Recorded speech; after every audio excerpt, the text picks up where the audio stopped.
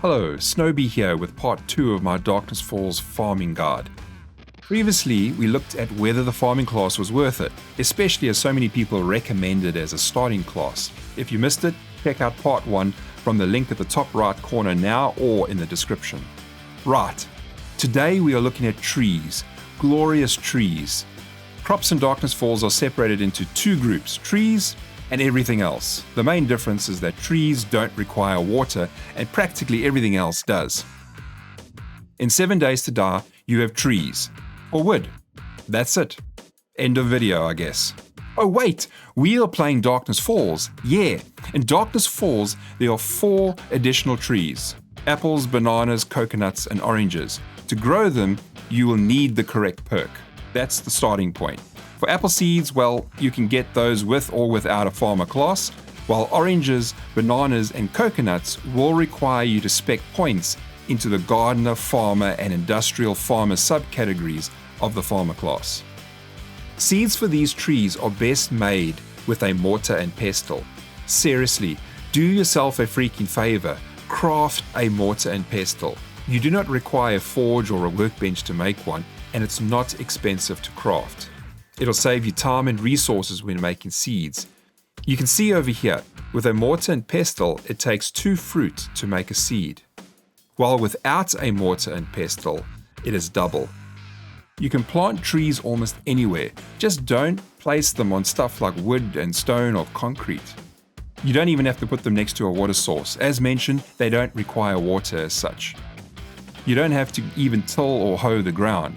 So when creating an orchard or a few trees for your farm, you can plant them near or far from your base.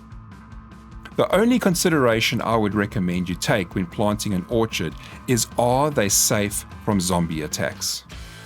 Zombies are not going to do anything to your trees. However, they are not the problem. You are. Yes, you trigger happy tree murderer. You are the problem. If you are shooting at zombies roaming around your trees, the trees will drop and lose their fruit. After another hit or 2 and the whole tree will be destroyed. So make sure that when you plant, you're planting them where you are not going to be spraying bullets everywhere, as you will go about destroying your trees as well. When planting, the spacing of trees is not very important. You can plant them right next to one another if you want, but I suggest at least 2 blocks. If space is a problem for you, then, well, plant them closer. It will not affect how fast they grow. Personally, I think it looks better with a 2 or more block space. That's just me. It's up to you.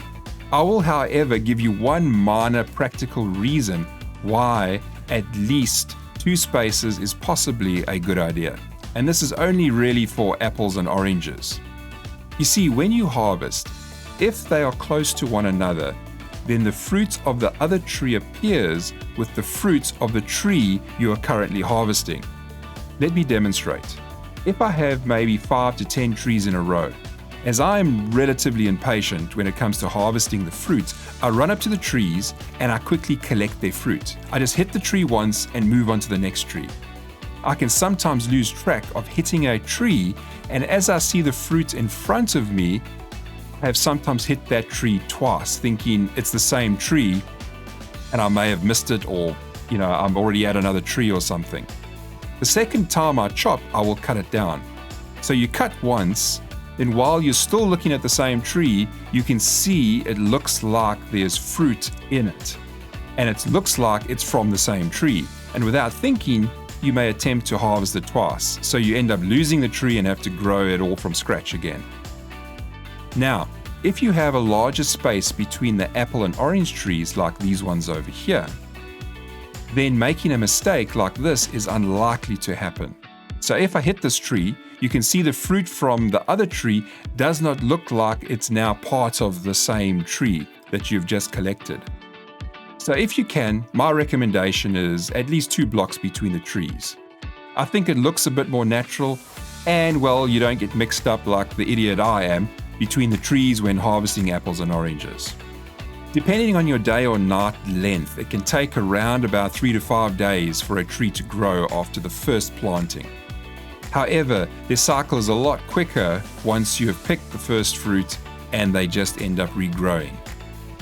As shown before, harvesting is done by just hitting the tree once or more times depending on the tool that you are using. As your level advances and you end up having better tools, you're usually only going to hit it once and then you will harvest the fruit. The fruit automatically goes into your inventory. How do you know if a tree can be harvested? Well, trees go through about 2 viewable stages. Once you plant the seed, sometime later they will change into a smaller size bush or tree, and finally into the full-size tree.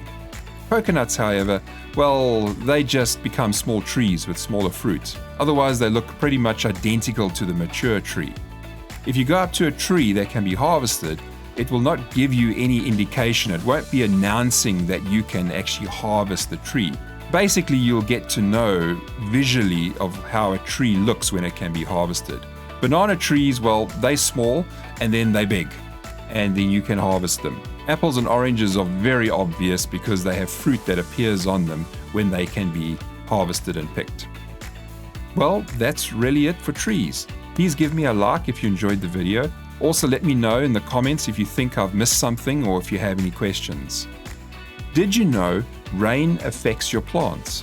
In the third and last of the Darkness Falls farming videos, which is coming soon, we will be going into the details of all the other methods of growing crops that require water, understanding that often misunderstood rain catcher, also looking into irrigation and underground farming. Thanks for watching and see you in the next one.